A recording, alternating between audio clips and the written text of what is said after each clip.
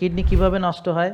ওই যে, যে ডায়াবেটিসের ওষুধ অনেক দিন খাচ্ছে, তো ডায়াবেটিস থাকলে তো ডায়াবেটিসের কারণে কিডনি নষ্ট হবেই। ডায়াবেটিস হয় কেমনে? এই বেশি খেয়ে কোষে ওভারলোড করছে, কমে কেমনে? কোষ খালি করেন, কোষ খালি করবো কেমনে? ডায়াবেটিসের কমপ্লিকেশনে কি কি হচ্ছে? ব্রেন নষ্ট হচ্ছে, অ্যালজেমার্স হচ্ছে, ডিমেনশিয়া হচ্ছে, স্মৃতিভ্রষ্ট হচ্ছে, মেমোরি কমে যাচ্ছে, শক্তি কমে যাচ্ছে, এনার্জি কমে যাচ্ছে, পুরুষদের ইডি হচ্ছে। যারা এগুলো ঠিক রাখবে এবং তার খাওয়া দাওয়া ডিসিপ্লিন ঠিক রাখবে, তারা আর রুগী হচ্ছে না। পৃথিবীতে পাঠিয়েছেন যে আপনারা স্বাধীনভাবে সিদ্ধান্ত গ্রহণ করতে পারবেন, স্বাধীনভাবে জ্ঞান অর্জন করতে পারবেন এবং আপনি স্বাধীনভাবে নিজেকে ধ্বংসও করতে পারবেন, স্বাধীনভাবে আপনাকে রুগীও বানাইতে পারবেন, স্বাধীনভাবে খেয়ে অনেক ওজন বাড়াইতে পারবেন, স্বাধীনভাবে খেয়ে লিভারে অনেক চর্বি জমাইতে পারবেন, স্বাধীনভাবে খেয়ে কোষে ওভারলোড করিয়া রক্তের চিনির পরিমাণ আকাশে তুলতে পারবেন, আবার স্বাধীনভাবে রোজাও রাখতে পারবেন, পরিমিত আহারও গ্রহণ করতে পারবেন। তো চাইলে রাত জাগতেও পারবেন, অনেক টেনশনও করতে পারবেন, চাইলে আর্লি ঘুমাইতেও পারবেন, আর সর্বাবস্থায় আলহামদুলিল্লাহ বলে মানসিক প্রশান্তির চর্চাও করতে পারবেন। তো এটার সম্পূর্ণ স্বাধীনতা আমাদেরকে দিয়ে তিনি পৃথিবীতে পাঠিয়েছেন এবং তিনি বলেছেন যে যদি যারা আল্লাহর সীমা লঙ্ঘন করে, যারা আল্লাহর আদেশ অমান্য করে, যারা যেভাবে আল্লাহ দিক নির্দেশনা দিয়েছেন সেভাবে যারা চলে না, তো যদি আল্লাহ বলেছেন যে আগেই নির্ধারণ আল্লাহ না করতেন, অর্থাৎ তাদের শাস্তিটা আখেরাতে হবে, তাহলে দুনিয়াতে এগুলারে ধ্বংস করে দিতেন। তা আল্লাহ তাআলা সময় নির্ধারণ করে রেখেছেন যে বিভিন্ন জাতির ব্যাপারে আল্লাহ বলেছেন, আদ জাতি, সামুদ জাতি, সালেহ আলাইহিস সালামের মাদায়েনবাসী, লূত আলাইহিস সালামের জাতি, নূহ আলাইহিস সালামের জাতি, এদের সবাইকে আল্লাহ কিভাবে ধ্বংস করেছেন, ফেরাউনকে কিভাবে ধ্বংস করেছেন, তো এগুলো সব আল্লাহ তাআলা বলেছেন। যারা ওজনে কম দিয়েছে, যারা উল্টা কাম করেছে, যারা পাহাড় কেটে বাড়ি বানিয়ে গর্ব করেছে। তো দীর্ঘদিন নূহ আলাইহিস সালাম দাওয়াত দেওয়ার পরেও তার নিজের সন্তান তিনি নৌকায় তুলতে পারেননি। তো যখন আল্লাহর কাছে বললেন যে নবীর পরিবার তাদের ব্যাপারে আল্লাহর ওয়াদা আছে, তখন আল্লাহ এই নূহ আলাইহিস সালামকে বললেন যে তুমি যা বিষয়ে জানো না সেই বিষয়ে কথা বলিও না, যে বিষয়ে তার নলেজ নাই, অর্থাৎ সে ওই কাফেরদের অন্তর্ভুক্ত, সে জালিমদের অন্তর্ভুক্ত। অর্থাৎ আপনি কার সন্তান, আপনার আব্বা পীর সাহেব কিনা, আপনার বংশে সবাই আলেম কিনা, সেটা বিষয় না, বিষয় হলো আপনার কর্ম কি, সেটাই হচ্ছে আপনার পরিণতি। তো যারা আল্লাহর আদেশকে অমান্য করেছে, এই ধরনের জাতিদেরকে আল্লাহ ধ্বংস করেছেন, তবে তাদেরকে একটা নির্দিষ্ট সময় অবকাশ দেওয়া হয়েছে যেন তারা নিজেদেরকে শুধরে নিতে পারে। কারণ আল্লাহ সব কিছু নির্ধারণ করে রাখেন। যেমন লূত আলাইহিস সালামের জাতির উপর যখন তিনি আযাব দিবেন, তো হযরত ইব্রাহিম আলাইহিস সালাম দেখলেন বেশ কয়েকজন মেহমান এসেছে, এখানে আলেম কে আছে, তাকে কি খেতে দেওয়া হয়েছিল ফেরেশতাদেরকে কে বলতে পারবে? একজনও নাই। রোস্ট, কিসের রোস্ট? খাসির রোস্ট। তো খাসি ভুনা, ঠিক আছে।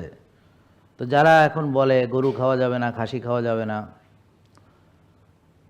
তো তারা হঠাৎ করে কোন দেশ থেকে বা তারা কোন জায়গা থেকে এই পৃথিবীতে পতিত হয়েছে? হযরত ইসমাইল আলাইহিস সালাম, হযরত ইব্রাহিম আলাইহিস সালামের ছেলে, তার পেশা কী ছিল? শিকার করতেন এবং তিনি ছিলেন খুব ঝানু তীরন্দাজ, সাংঘাতিক রকমের দক্ষ তীরন্দাজ ছিলেন। তো ওনারা মাংস খেতেন, তাজা মাংস। তো যারা বলে মাংস খেলে ক্যান্সার হবে, এরা কোন জাতি? এবং আমাদের কিছু মুসলমান আবার সেটা বিশ্বাস করে, কুসুম খাতি ভয় পায়, চর্বি ফেলে দিয়ে গোস্ত খায়, হ্যাঁ, ঘি খাতি চায় না।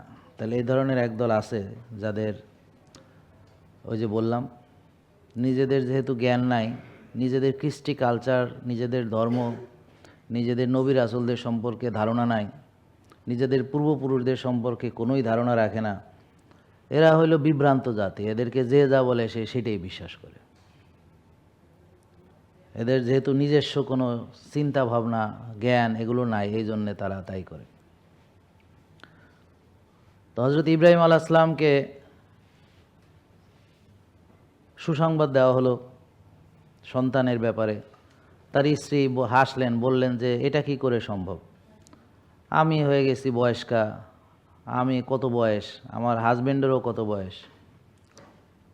তো ফেরেশতারা বললেন যে তোমরা কি আল্লাহর ক্ষমতার ব্যাপারে কোনো সন্দেহ করো? আল্লাহ চাইলে সব কিছুই করতে পারেন। তো আপনারা এখানে যারা সুস্থ হতে এসেছেন, সুস্থতা আল্লাহ দিবেন, তবে চেষ্টা আপনার করতে হবে। তো ইব্রাহিম আলাইহিস সালাম প্রথমে ভয় পেয়েছিলেন, ভয় পেয়েছিলেন যে ওদেরকে খাইতে দিল, ওরা খাচ্ছে না কেন। তো পরে যা তারা নিশ্চিত তাদের পরিচয় দিলেন এবং তাকে সন্তানের সুসংবাদ দিলেন, তখন তিনি আশ্বস্ত হয়ে তখন এই লূত আলাইহিস সালামের জাতির উপরে যে শাস্তি নির্ধারণ হয়েছে এই ব্যাপারে তর্ক শুরু করলেন ফেরেশতাদের সাথে, যে না, ওদের শাস্তি দেওয়া ঠিক হবে না, ওদের শাস্তি মওকুফ করতে হবে। কথা বুঝতে পারছেন? কারণ তিনি ছিলেন, পবিত্র কোরআনে আল্লাহ বলেছেন, কোমল হৃদয়ের অধিকারী, অত্যন্ত ধৈর্যশীল ছিলেন এবং কোমল হৃদয়ের অধিকারী ছিলেন। তো ফেরেশতারা বললেন যে যে ব্যাপারে আল্লাহ সিদ্ধান্ত হয়ে গেছে এই ব্যাপারে আপনি কি বলবেন না বলবেন এটা ম্যাটার করে না, ম্যাটার করে না। এটা কেন বলতেছি, যে শাস্তির একটা নির্ধারিত প্যাটার্ন আছে। আজকে অন্যায় অপরাধ করতেছেন, অনিয়ম করতেছেন বলে আজকে রুগী হবেন বা আজকে আপনার শাস্তি চলে আসবে, ব্যাপারটা সেরকম নয়। কেউ 45 বছরে হার্ট অ্যাটাক করে, কেউ 50, 60 বছরে করে। তো এগুলো সে অবকাশ দিয়েছে, আল্লাহ অবকাশ দিয়েছে, আল্লাহ অবকাশ দিয়েছেন। শাস্তির সময়টা নির্ধারিত, কবে হবে। এখন ওই যে অনেক নবীকে তার যারা অনুসারী বলেছে, তো তোমার এত ক্ষমতা, শাস্তি নামায় নিয়ে আসো। আমাদের অনেকে বলে যে আমি এত অনিয়ম করি, আমি তো রুগী হচ্ছি না, আমি তো রাত জাগি, আমি তো কত নষ্ট খাই, আমি তো রুগী হচ্ছি না। অপেক্ষা করো, এই যে আজকে যারা রুগী হয়েছে এদের জিজ্ঞেস করো এরা একসময় সুস্থ ছিল কিনা, তোমাদের মতো গর্ব অহংকার তাদের ছিল কিনা। আমি অত বড় ডাক্তার দেখাই, আমি এই প্রফেসর দেখাই, আমি ও দেশের বাইরে চিকিৎসা করি, আমি অনেক বড় বড় ডাক্তার দেখিয়ে চিকিৎসা করি, আপনাদের গর্ব অহংকারের তো কোনো শেষ নেই। তো তাহলে সবার তো পরিণতি যে রুগী আছেন এবং ওষুধই খাচ্ছেন এবং রোগ তো মুক্ত হন নাই, ওষুধ তো ছাড়তেও পারেননি, আর যত দিন যাচ্ছে ততই বড় রুগী হইতেছেন। প্রথমে আপনাকে জ্ঞান অর্জন করা, সেটা বাস্তবায়ন করা এবং সেটার ভালো ভালো দিকগুলো মানুষের সামনে তুলে ধরা এবং মানুষকে সেই জ্ঞান শেখানো এবং তাদেরকে সাহায্য করা, তারাও যেন নিজেদেরকে পরিবর্তন করে সুস্থ করে তুলতে পারে, তারা যেন আখেরাতে সফল হয়, দুনিয়াতেও সফল হয়। রব্বানা আতিনা ফিদ দুনিয়া হাসানা ও ফিল আখিরাতে হাসানা ও কিনা আযাবান নার। তো আমাদের যারা ফলো করবে তারা অবশ্যই দুনিয়াতে ভালো করবে। যেমন একটা রুগী হিসেবে সে যা করতেছে, সুস্থ লোক হিসেবে তার চেয়ে সে ভালো পারফর্ম করবে। স্বামী রুগী, তার শক্তি নেই, তার ইডি, তো সে পরিবারই তো টিকবে না। তো সেই স্বামীটাই যখন শক্তিশালী হবে, এনার্জেটিক হবে, তার পুরুষত্ব ফিরে পাবে, তখন সে স্বামী হিসেবেও ভালো পারফর্ম করতে পারবে। রুগীরা আসলে কোনো দিকেই ভালো পারফর্ম করতে পারে না। স্ত্রী হিসেবে সে যদি রুগী হয় তাহলে সে ভালো পারফর্ম করতে পারবে না, মা হিসেবে ভালো পারফর্ম করতে পারবে না, স্ত্রী হিসেবে ভালো পারফর্ম করতে পারবে না। আর যদি সে আগেই রুগী হয় তাহলে তার পিসিওএস বা পিসিওডি বা পিএমওএস বা ইনফার্টিলিটি হলে সে তো মাও হতে পারবে না, সে তো মাও হতে পারবে না। তো সে স্ত্রী হিসেবে বা তার যে নারীত্ব, মাতৃত্ব, তার যে পূর্ণতা, সেটাই সে বঞ্চিত। ডায়াবেটিস হয় কিভাবে বুঝছেন? বলেন কোষে জায়গা নাই, বলেন কোষে ওভারলোড, ওভারলোড, লোড বেশি। কিসের লোড? চর্বি জমছে, চর্বি জমছে বা যা কিছু জমছে, কথা হলো কিছু একটা জমছে, নাকি বুঝেন নাই কথা? জৈমা এখন এই জায়গাটা ভরাট, তো এখন চিনি ঢুকবে যে জায়গা নাই, কথা হলো এটা। এখন রক্তের চিনি আস্তে আস্তে বাড়তেছে, এইটা হলো ডায়াবেটিস, শেষ।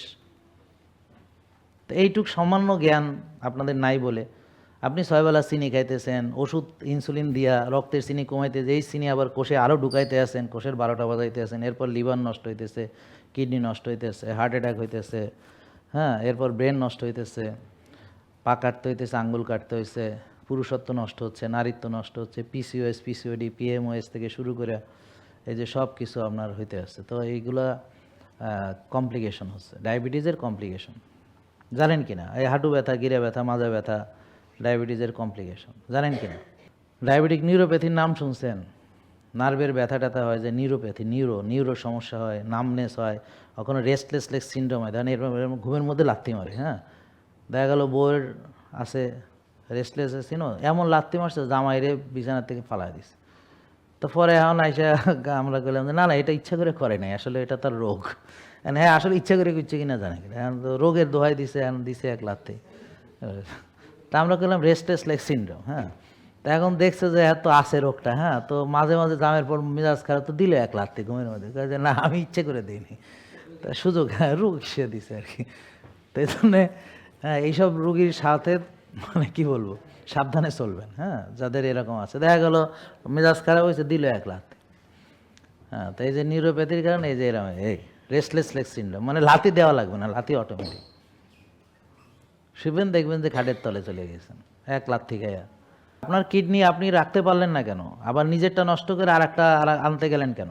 আরেকজনের থেকে ছিনতাই করলেন বা টাকা দিয়ে আনলেন, কেন আনলেন? হয় বা ইমোশনাল ব্ল্যাকমেল করে আনলেন যে আমার আপন ভাই বাঁচাতে নিয়ে আসলাম, তো কেন হয়? নিজেরটা নষ্ট করলেন কেন? তাহলে কিডনি কিভাবে নষ্ট হয়? ওই যে যে ডায়াবেটিসের ওষুধ অনেক দিন খাচ্ছে, তো ডায়াবেটিস থাকলে তো ডায়াবেটিসের কারণে কিডনি নষ্ট হবেই। যারা কেমিক্যাল সমৃদ্ধ খাদ্য গ্রহণ করে, অর্থাৎ ভাতের মধ্যে কেমিক্যাল, রুটির মধ্যে কেমিক্যাল, ডিমের মধ্যে কেমিক্যাল, সবজির মধ্যে কেমিক্যাল, মাছের মধ্যে কেমিক্যাল, বুঝতে পারছেন তো, মাংসের মধ্যে কেমিক্যাল, হ্যাঁ, তারপর সয়াবিন তেল দিয়ে রাঁধে, এছাড়াও সে ফাস্ট ফুড টুড খায়, হ্যাঁ, শাহি জিলাপি খায়, বুঝতে পারছেন, পিজা বার্গার স্যান্ডউইচ খায়, হ্যাঁ, কোল্ড ড্রিঙ্কস খায়, চিপ জুস খায়, বাচ্চারা খাওয়ায়। হ্যাঁ, আর নিজের বাচ্চারা চিপ জুস খায়, মানে এর চেয়ে আর মানে আমি মনে করি পৃথিবীতে এরকম বাপ মা তো আছে, তাই না? নিজের বাচ্চারা চিপ জুস খাওয়ায়। তো এরকম বাপ মা আছে যে বাচ্চারা নিয়ে তারা ওই পিজা খায়, আবার ছবি তুলে দেয়, হ্যাপি ফ্যামিলি টাইম সেলফি। হ্যাঁ, এরকম বাপ মাও আছে। হ্যাঁ, তারা মনে করে যে হ্যাঁ, নিজের বাচ্চা সহ সবাই মিলে বিষ খাইতে আসে, এটা নাকি একটা উৎসবের ব্যাপার, বিষ উৎসব। তো বিভিন্ন উৎসব আছে না, আম উৎসব, ফল উৎসব, এটা হলো বিষ উৎসব, যে প্রসেস ফুড সবাই মিলে খায়। হ্যাঁ, আর ছবি তুলে পটাশ করে ফেসবুকে দেয়। তো এইভাবে খাইতে খাইতে কি হয়, এই যে যারা মানে ইনফ্লুয়েন্সার আছে, যারা ভিডিও তৈরি করে, কন্টেন্ট ক্রিয়েটর, তো তারা নামি দামি গাড়িতে চড়ে, নামি দামি জায়গায় খায়, খাইতে খাইতে লিভার নষ্ট হয়ে মরেও যায়। তারপরও শিক্ষা হয় না এই জাতির। তো ওদেরকেই মেয়েরা ফলো করে, উঠতি প্রজন্ম। তারাও যে ওই যে ফুচকা খাইছে সেটা খায়, ওই যে ভাইরাল আপনার কেক খাইছে ও ভাইরাল কেক খায়। হ্যাঁ, তো এরপরে এইভাবে তারা ধ্বংস হইতেছে। ডায়াবেটিস হয় কেমনে? এই বেশি খেয়ে কোষে ওভারলোড করছে, কমে কেমনে? কোষ খালি করেন। কোষ খালি করবো কেমনে? এই চিনি বাড়ছে, চিনি খায় না, ভাত চিনি, রুটি চিনি, ফল চিনি, দুধ চিনি, সবজি খান, ডিম খান, মাছ খান, মাংস খান, রোজা রাখেন, ব্যায়াম করেন, ঘুমান, শ্বাসের ব্যায়াম করেন, রোদ্রে যান, ঘাসে হাঁটেন, নামাজ পড়েন। তো এ বলে শিখাইতে হবে, এ বলে আর বাইশের বলে বুদ্ধি না, এ বলে হ্যাঁ বলে আর বলা লাগবে। সবাই বুঝে, কিন্তু বুঝে শুনেও জানে যে ব্যায়াম করলে শক্তি হয়, করবে না। জানে যে রাত জাগা ভালো না, তো জাগবে। জানে যে বেশি খাওয়া ভালো না, খাবে। জানে যে অলসতা বিলাসিতা ভালো না, তো অলসতা করবে, বিলাসিতা করবে। বুঝতে পারছেন? জানে যে নিয়ম মানা ভালো, নিয়ম মানবে না। জানে যে ভোরে ওঠা ভালো, উঠবে না। ঘাসে হাঁটা ভালো, হাঁটবে না। রোদ লাগানো ভালো, লাগাবে না। ওষুধ খেলবে আর বলে সে কিছু জানে না।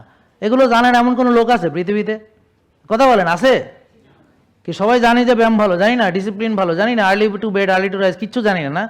একবার খাইতে হবে, কিচ্ছু জানি না। আমরা না দান আসমান থেকে পড়ছি হঠাৎ করে টুপুস করে, কিচ্ছু জানি না। এমনি ঠিকই ব্যবসা করতে পারি, এই করতে পারি, সেই করতে পারি, কত কিছু আলোয় ফেলাইতে পারি, পৃথিবী উল্টায় ফেলাইতে পারি, দেশ বিদেশ করতে পারি, আর এটুকু জ্ঞান নেই আমার কাছে। না, এটা আমার থেকে শেখা লাগবে, এটা আসলে নাই আপনাদের।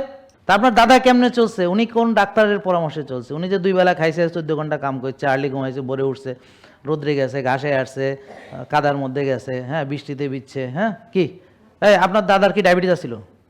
যারা ওই যে আছে এখনও, যারা পাহাড়ে এইভাবে চলে বা ও প্রত্যন্ত অঞ্চলে যদি এরকম কোনো গ্রাম থাকে, তারা যদি এটাই মানে যেভাবে, হ্যাঁ, তারা কি রুগী কারা? এখানে কে আছে রেগুলার হাল চাষ করে রুগী হয়েছে? হুয়া এখানে একজন আছে? কারা আছে? অলস বিলাস জাতি আসছে। ডায়াবেটিসের কমপ্লিকেশনে কি হচ্ছে? ব্রেন নষ্ট হচ্ছে, অ্যালজেমার্স হচ্ছে, ডিমেনশিয়া হচ্ছে, স্মৃতিভ্রষ্ট হচ্ছে, মেমোরি কমে যাচ্ছে, শক্তি কমে যাচ্ছে, এনার্জি কমে যাচ্ছে, পুরুষদের ইডি হচ্ছে, পুরুষত্ব চলে যাচ্ছে, মেয়েদের পিসিওডি হচ্ছে, পিএমএস হচ্ছে, ইনফার্টিলিটি হচ্ছে, বুকে লোম গজাচ্ছে, দাড়ি হচ্ছে, মোচ হচ্ছে, ঘাড় কালো হচ্ছে, বগল কালো হচ্ছে, আঁচিল হচ্ছে, হ্যাঁ, মেন্স হচ্ছে না, মাথায় টাক পড়তেছে, ব্রণ হচ্ছে, কয়টা বলবো, চুল পড়তেছে পুরুষদের মতো, হ্যাঁ। তা এখন আর ঘুম হচ্ছে না, বুক ধড়ফড়ানি, কলজা কাঁপানি, টেনশন, দুশ্চিন্তা, হতাশা, অল্পতে অস্থির, কোনো একটা শুনছে কারো কিছু হয়েছে, বুক ধড়ফড় করে কলজা জিব্বা বাইর করে, লেলা বাইর করে শীত পড়া। তো এই যে তার এনার্জি নাই, এই যে তার বাচ্চা হচ্ছে না, এই যে তার অশান্তি, হ্যাঁ। তারপর তার কি হচ্ছে, তার থাইরয়েড হচ্ছে, কিডনি নষ্ট হচ্ছে, লিভার নষ্ট হচ্ছে, হার্টের সমস্যা হচ্ছে, গিরা সমস্যা হচ্ছে, মাজার সমস্যা হচ্ছে, ব্যথা বেদনা হচ্ছে, রেস্টলেস লেগ সিনড্রোম হচ্ছে, আঙ্গুল কাটতে হচ্ছে, পা কাটতে হচ্ছে, ডায়াবেটিক গ্যাস্ট্রোপ্যারালাইসিস হচ্ছে। তাহলে কয়টা বলবো আপনাকে, আপনারে স্ট্রোক করছে, প্যারালাইসিস, কয়টা বলবো, আপনি কয়টা শুনবেন? এখনো বুঝতে পারতেছেন না কেন যে রুট কজ হচ্ছে অনিয়ম চলাফেরা, নষ্ট খাওয়া দাওয়া করা, অলস বিলার জীবনযাপন করা, বিশৃঙ্খল জীবনযাপন করা, রাত জাগা, টেনশন করা। কয়বার বললে মাথায় ঢুকবে আর কয়বার বললে বুঝবেন এটা, বলেন তো দেখি। ঠিক কতবার বললে আপনার ওই সয়াবিন তেলের ব্রেন এটা ঢুকবে, আমাকে একটু বলবেন। কতবার বলো, সকাল থেকে কয়বার বললাম কথাগুলো, যে ওজন কমানোর জন্য কি আলাদা নিয়ম, এটাই। ডায়াবেটিস কমানোর জন্য আলাদা নিয়ম না, এইটাই। ফ্যাটি লিভার কমানোর আলাদা নিয়ম না, এইটাই। আইবিএস কমানোর আলাদা নিয়ম, এইটাই। মাজা ব্যথা ভালো করার আলাদা নিয়ম না, এইটাই। চোখের যদি ভালো করার আলাদা নিয়ম না, এইটাই। ব্রেন ভালো করার আলাদা নিয়ম না, এইটাই। শক্তি ফেরতের আলাদা নিয়ম না, এইটাই।